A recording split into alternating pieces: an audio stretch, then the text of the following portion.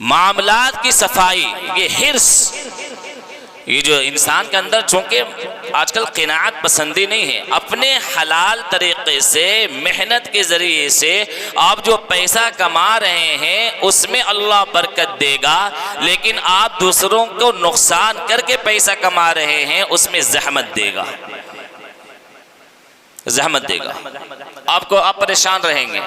इस चीज़ को समझने की ज़रूरत है। अगर हम नहीं समझें तो मेरे भाइयों और दोस्तों यही परेशानी में आदमी ज़िंदगी गुजारेगा, परेशानी ऐसी रहेगी। धोखा चूंकि बहुत आम हो चुका है, बहुत आम। हर आदमी दूसरों को धोखा देकर अपना माल कमाना और मालदार बनना समझ रहा कि कमाल है। अल्लाह के रसूल सल्लल्लाहु अलैहि वसल्लम मदीने के बाज़ार में तशरीफ़ ले जा रहे थे। एक गल्ला वाला गेहूं वाला गेहूं बेच रहा था। अल्लाह के रसूल सल्लल्लाहु अलैहि वसल्लम ने उसका जो गेहूं का ढेर था उसमें हाथ डाला। अल्लाह के रसूल ने उसमें हाथ लगाया, हाथ डाला।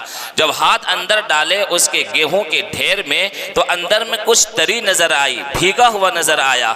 अल्लाह के रसूल ने फरमाया कि तुमने ये भीगे हुए अनाज को ऊपर क्यों नहीं कर दिया, ताकि लेने वाले को पता चल जाए कि अंदर तरी और नम है और ऊपर में सिर्फ सूखा हुआ है। आदमी को पता चल जाए ताकि वो धोखे से पाक हो और तुम भी धोखे से पाक हो जाओ। याद रखो, मन गश्श फलैसा मिन्ना, जो धोखा देगा वो मेरे तरीके में से नहीं है।